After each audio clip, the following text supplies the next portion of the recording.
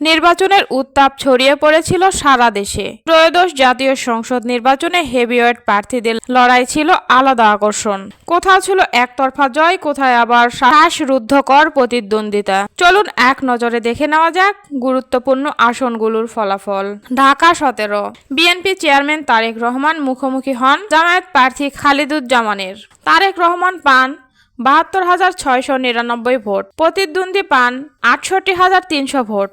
মোট ১২৫টি কেন্দ্রে ভোট গ্রহণ হয়। ব্যবধান ছিল ৪,৩৯৯ ভোট। এই আসনের লড়াই ছিল বেশ আলোচিত ও উত্তেজনাপূর্ণ। বগুড়া ৬ আসনে আবারও প্রার্থী হলেন তারেক রহমান। তার প্রাপ্ত ভোট ২,১৬,২৮৪। জামায়াতের আবিদুর রহমান সোহেল পান ৯৭,৬২৬।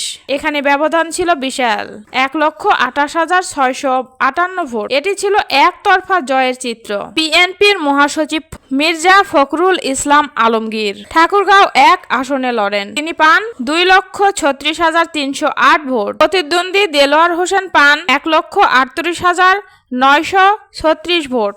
ব্যবধান প্রায় ৬৭,০০০-এর বেশি।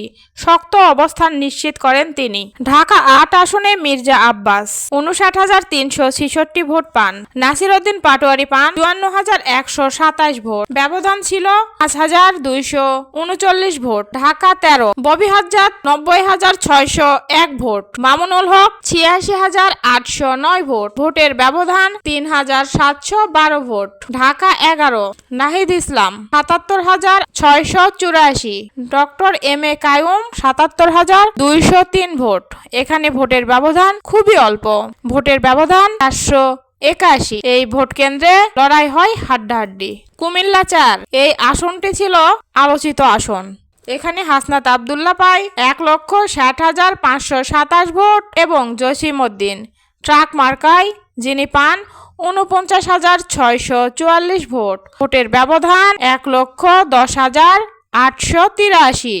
ব্রাহ্মণবাড়িয়া ২, রুমিন ফারহানা এবং আশরাফ উদ্দিন। এখানে রুমিন ফারহানা পান ১,০৩,৯৮৪ ভোট। এদিকে আশরাফ উদ্দিন পান ৬৭,৪৪২ ভোট। ভোটের ব্যবধান ৩৬,৫৪২ ভোট।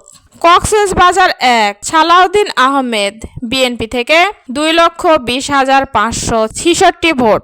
আব্দুল্লাহ আল ফারুক জামায়াতে ইসলামী ১,২৭,৭২৬ ভোট। বগুড়া ৩, আব্দুল মুহিত তালুকদার বিএনপি ১,২৭,৪০৬ ভোট। নূর মোহাম্মদ আবু তাহের জামায়াত ইসলামী ১,১১,০২৬ ভোট।